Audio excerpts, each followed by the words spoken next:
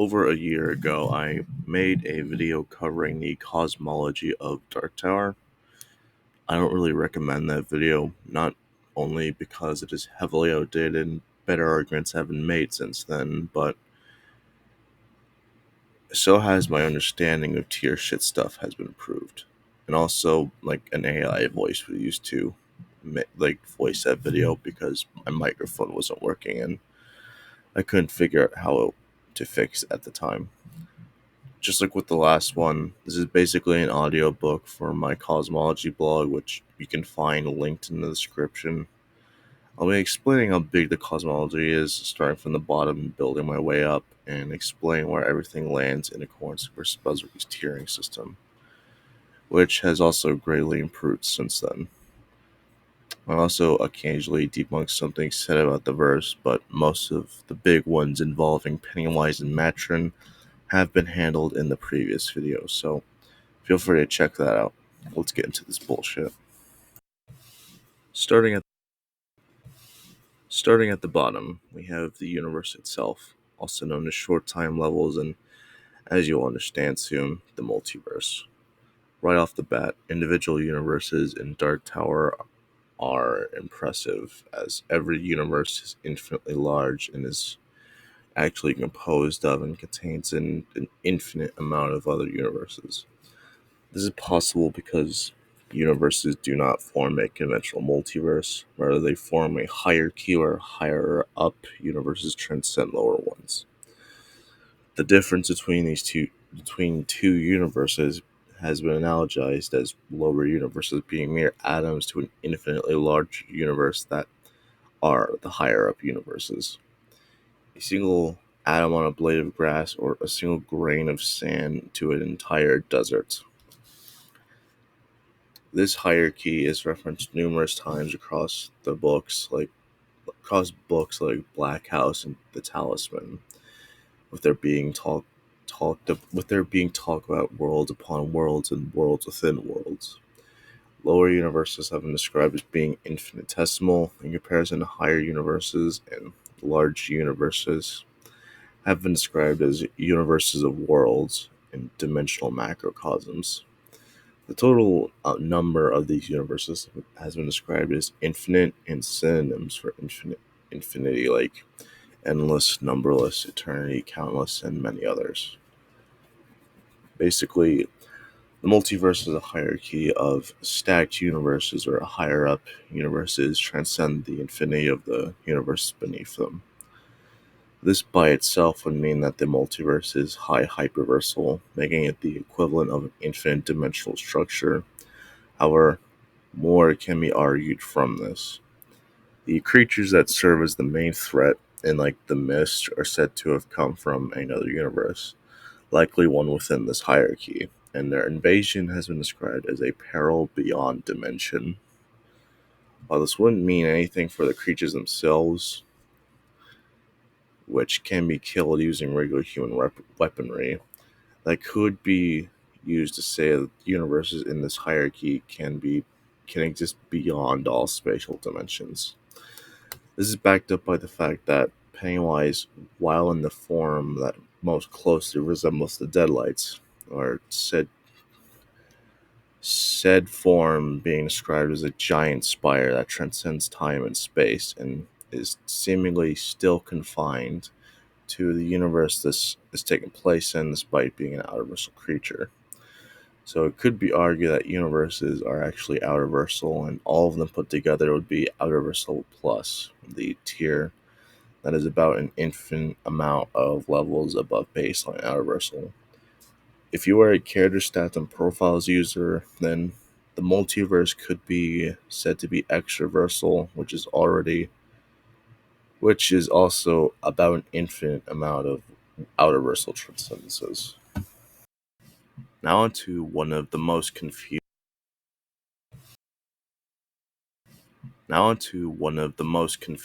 and misunderstood structures in the entire cosmology, the Dark Tower itself.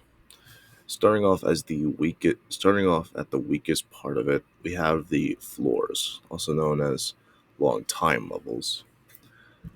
These floors come in the form of smaller dark towers that contain their own versions of the aforementioned multiverse. As a result, the multiverse is encompassed by a tower, which is encompassed by another even bigger tower, which is then encompassed by an even bigger tower, and so on. There are an infinite amount of these floors, and they can come in a variety of forms, from literal stone towers to immortal tigers, a dog named Rover, and even a rose. All different in appearance, but the same in function nature as fundamental hubs of existence. These floors exist in their own hierarchy, where higher up floors transcend lower ones. Higher up floors are described as being utterly unimaginable to those on lower floors, and higher up ones see lower ones as completely fictional. This is pretty well represented in Song of Susanna, where Roland enters the world of his creator, Stephen King, who exists on a floor above him, and thus sees Roland as a mere fictional story made by him. Also, these floors absolutely exist above the multiverse that they contain, with characters from short time levels entering long time levels, only to describe them as fabulous dimensions beyond perception, and likens the superiority as to the real world would see a mirage being an illusion. These individual dark towers are described as linchpins slash nexuses of realities they contain, encompassing and maintaining the proper alignment of all time, space, size, and dimension in them. Dark towers themselves exist in their own version of N-World, a place where time and space have no hold and are generally said to exist outside of time and reality. A single one of these long time ploys will qualify for high outer reversal, but the whole stack of them would be infinite layers of meta-qualitative superiorities by versus Bowser's terms. This is well beyond character stats and profiles, wikis, extraversal tier, and it is going to be more. And it's going to get easily more out of hand from now on. Now up the upper echelon of the Dark Tower, a little fucking like lightning round. Above the long time levels, there are the all time levels, a whole set of levels that are utterly inaccessible, unimaginable, and incomprehensible to those on short time and long time levels. They are so far beyond them that an avatar of the Crimson King, who is extremely powerful in his own right, can't reach them using anything from the long time levels, and need to call upon the Deadlights, something that exists beyond the Dark Tower entirely, in order to reach them. Given how each level types are Given how each of them are, we can assume that the all-time levels are their own infinite hierarchy, like the other ones, meaning they are higher up into high outer versal long time levels, or infinite meta qualitative superiorities. Now on something that reaches everywhere from short time levels to all time levels. Possible realities. All of existence is based on possibilities, with there being a full reality dedicated to each and every possibility there could be, with additional possibilities stemming from going on to create their own realities. Any and all actions an individual does creates these realities, even down to their breaths. As a result of this system, all possible worlds exist within the Dark Tower, encompassing all possible manifestations of life and experience.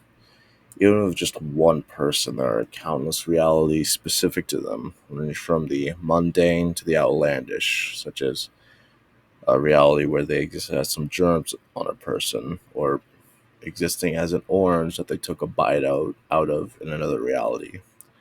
I bring this up because it is important to understand where like some other structures, like the next structure lands, Todash Space, which some people mistaken for the Macroverse, but as explained in the last video, they are two different places.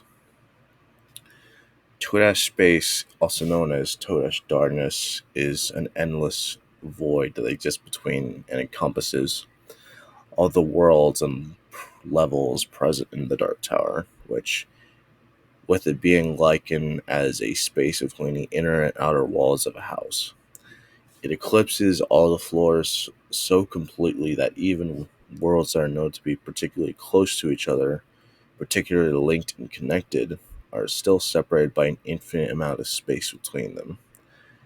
It is described as a void of possibility and lies beyond all physical worlds.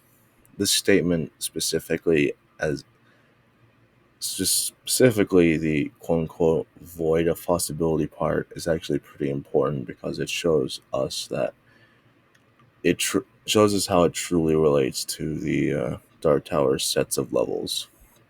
I said before, all the levels, all time, long time, and all time levels are based around possibilities.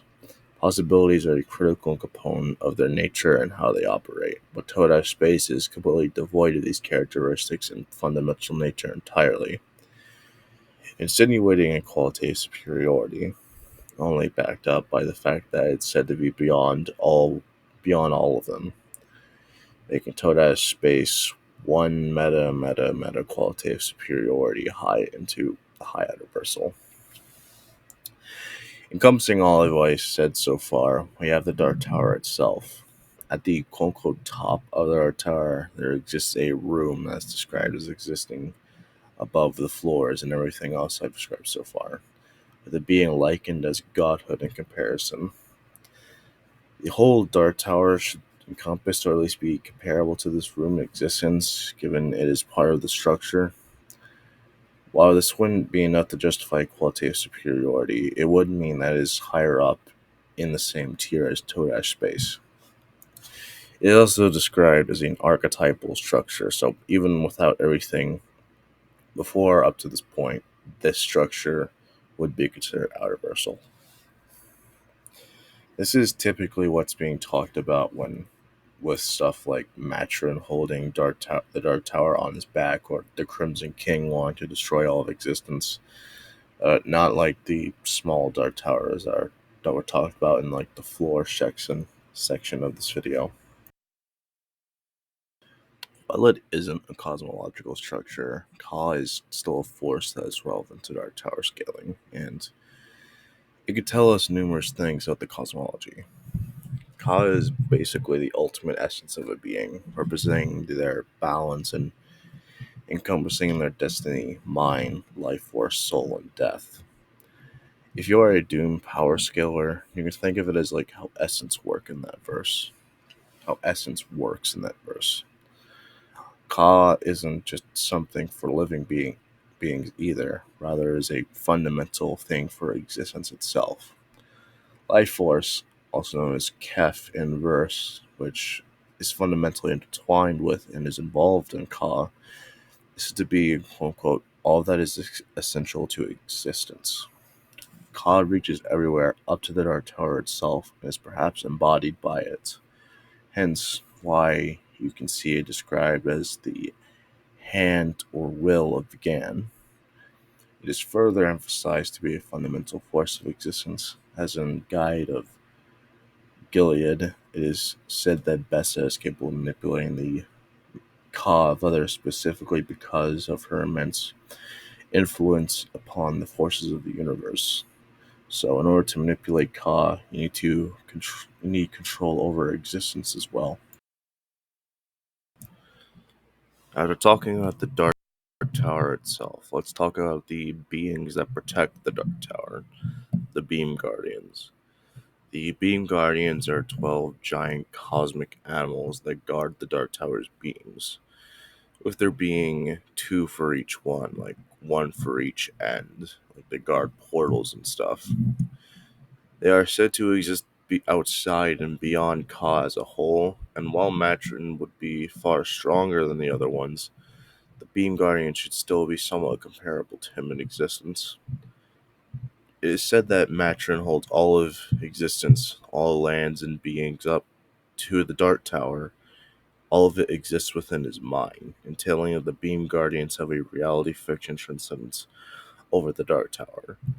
The other Beam Guardians have similar statements, such as Shadrick, I think it's how you say his name, being said to be so huge that all worlds can fit inside his eyes. So Beam Guardians would be one meta qualitative superiority high into high out reversal. There are also the demon elementals, which are beings born from the Prim and are essentially the malevolent counterparts to the Beam Guardians. There are only 6 demon elementals, like but each have like a male and female self. So there are 12 demon aspects in total, one for each like of the Beam Guardians. As far as the Maturin, as far as Maturin and the Deadlights, which are likely the demon elementals of Maturin, they have their own special higher up place in the cosmology. So I'm not going to talk about them now. Now we have one of the most important structures in the lore, the Prim. The Prim is the primordial soup of creation, a sea of magic that predates all things and was used to create everything by Gan. It encompasses everything that it has created, with the worlds like mid-world being likened as islands that float atop the Prim's oceans. And it is said that it exists beyond the quote unquote rim of existence. The Prim also has been described as a archetypal void, as in it is devoid of archetypes, which makes sense considering it's beyond the Dark Tower, an archetypal structure. This would mean that the Prim supersedes everything to the point that the mere archetypes aren't even present and have no bearing in it, like a conceptual transcendence, if you will. And with that, you could say that has a qualitative superiority over everything else so far. The Prim would be two meta qualitative superiorities high out reversal level. The Prim actually used to be even larger than this, taking up a considerable portion of the Macroverse and sort of rivaling it in size. However, when Gan used it to create all of existence, the Prim receded, losing a lot of its magical power, thus becoming tremendously smaller and weaker. But even then, it was still something that was contained by the Macroverse. Now we are talking about the Macroverse. But in order to fully get it, I must do some explaining. I said before, people mistaken Todash Space as the Macroverse, thinking they are the same structure because they are both referred to as Todash Space. We can pretty safely confirm that this giant void I'm about to talk about is way bigger and separate from the Todash Space within the Dark Tower, as it is explicitly said to dwarf the Prim in size. It is also where Gang create all of existence. We can actually confirm this void beyond the Prim is the Macroverse from it, because the comics is actually the first appearance of this void in the Dark Tower mythos. It is actually the final book in the original series called The Dark Tower.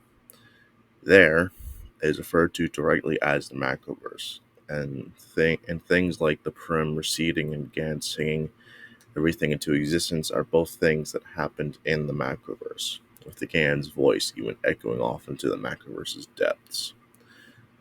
So we can pretty safely say that this void is the Macroverse. So how big is it?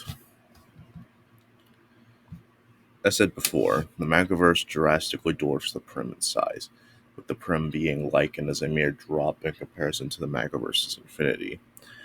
Even during its prime, the Prim was still inside the Macroverse. Furthermore, the Macroverse is so far removed from the cosmology it contains, so creation in the Prim, that it is devoid of and has nothing in common with its nature and laws. The Macroverse itself has been described as a place where direction does not exist, so even without the rest of the cosmology, the Macroverse, and subsequently the gods that you'll likely been waiting for, are out reversal. On to the two characters that you've probably been waiting for, the Deadlights and Maturin, who both live in the Macroverse. The Deadlights are the true form of what we know as Pennywise, the shape-shifting clown down in Derry, and it is essentially its own living realm that has been described as an endless crawling, hairy thing made entirely of orange light. The Deadlights are described as a darkness beyond everything, the outlands beyond all lands, residing in the deepest regions of the Macroverse and exists as the edge/end of absolutely everything, including the Macroverse. It is the one thing between Gan and the rest of the cosmology, and all things are said to flow from the Deadlights. The Deadlights also have their own series of universal statements. The avatar that most closely resembles the Deadlights is described as a nightmare spider beyond all time and space. The Deadlights have been described as a being formless and unshaped in the same paragraph. Lastly, the Deadlights have been described as non-geometrical, as in it is devoid of geometry. Then there is Maturin, and I said before, he is one of the 12 being guardians, but he is special among them, the most powerful and important. He is the most revered of the beam guardians and is described as being semi-divine amongst other beam guardians like Shedrick. Maturin also has been Maturin also has a position in the cosmology that is simply greater than the other ones. While the other guardians protect just one side of each beam, Maturin holds all of existence on his back, and was the one who catched all of existence after Gan created everything. Most importantly, Maturin is blatantly said to be superior to the Deadlights, with him being older than the quote-unquote eternal Deadlights and explicitly having power that utterly dwarfs it. All in all, the Macroverse and subsequently Maturin and the Deadlights are one meta qualitative superiority high and high universal. Also, just going to talk about Bessa real quick because she isn't really all that important to scaling, and I didn't really know where else she would go. Bessa is the wife of Gan, and due to this position, she is the second strongest overall deity in the entirety of the verse, with her control over the cosmos being emphasized to be greater than any other deity besides Gan himself. That is pretty much all we know about her, other than the fact that she's worshipped by gamblers and stuff, and her exact position in relation to Gan is never explained besides just still being beneath him. Considering Gan's existence, it is probably like how it is between Yog-Sothoth and Shub-Niggurath from the Cthulhu mythos, where they are a couple, but one is still drastically stronger and exists on a far higher level of existence. Bessa would be just vaguely higher up than Maturin in a higher reversal. Now into the peak of the verse, the supreme being of the entire cosmology, Gan, also known as the White, the Purpose, the Final Other, the One, etc. Perhaps the third most well-known deity in the mythos besides Maturin and the Deadlights. Gan is the creator deity of the Dark Tower cosmology. Shortly after rising from the Prim, an avatar of Gan, more on that later, create all of existence. The multiverse, Dark Tower, Beam Guardians, Demon Elementals, everything I described before. He exists beyond everything, including the Deadlights, in his own void known as the Final Void. He is described as a power beyond all of the power, the author of all there was, including the Deadlights and Maturin, which are nothing more than the smallest mote inside his head. This would make Gan at least one meta qualitative superiority high and high reversal, but you could get him to tier 0 by versus Balzuki standards. There isn't much stopping him from being that strong outside of a few anti-feats from the comics that I'm going to explain away right now. There's some doubt that Gan has a transcendence over the rest of the cosmology, given how, according to inverse legend, what we know is Gan was born from the Prim before like he went on to create everything. This grounded Gan that would go on to fight Marilyn, the strongest Marilyn we have ever seen, which he was able to fight in Intergan. Well, of course, we can just chalk both of these as legends that shouldn't be taken literally, or just argue the canonicity of the comics. Let me propose a different solution. The idea that the Gan that was born from the Prim isn't the actual Gan at all, but some avatar made by the real Gan from the Final Void, which merely used the Prim to manifest a puppet and create everything from there. There is admittedly isn't anything explicitly saying this, but we can easily deduce this given how it has already been shown that Gan is perfectly able to make avatars and incarnations of himself, with the Dark Tower itself being an avatar of him. Given what we know about Gan, it kind of has to be an avatar that rose on the Prim, because it just doesn't make sense for him to be this grounded when supposedly later on we see that he is a transcendent god that views everything else as fiction. It is far from impossible, given entities that are drastically weaker than him, like the Deadlights, are capable of making avatars that allow them to interact with worlds beneath them. So I think this is a fair argument to make. Or in other words, the Gan that rose from the Prim is a mere avatar, and the Gan that we know that exists beyond the Macroverse and beyond the Deadlights and see them as fiction, that's like the true form Gan. That will be it for this video.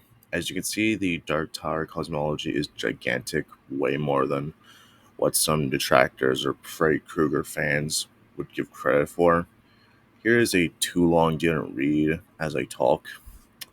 To anyone that is probably screaming to their monitor, but Maturin choked on a galaxy or the Deadlights lost to the Losers Club, then check out my previous video where I cover various myths surrounding Dark Tower, particularly Deadlight scaling.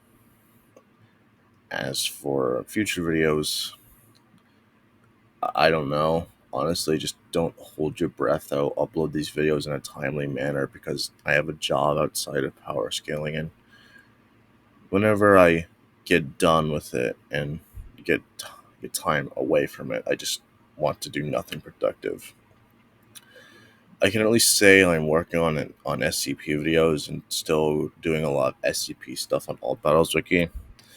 Also, a lot of RN slander, like a recent development of which is that my disrespect thread now has a gallery section to it where I'll post memes that slander RN made by the community. So feel free to get creative and share your creations with me if you want to be part of Gews history. Anyway, that's it. See ya.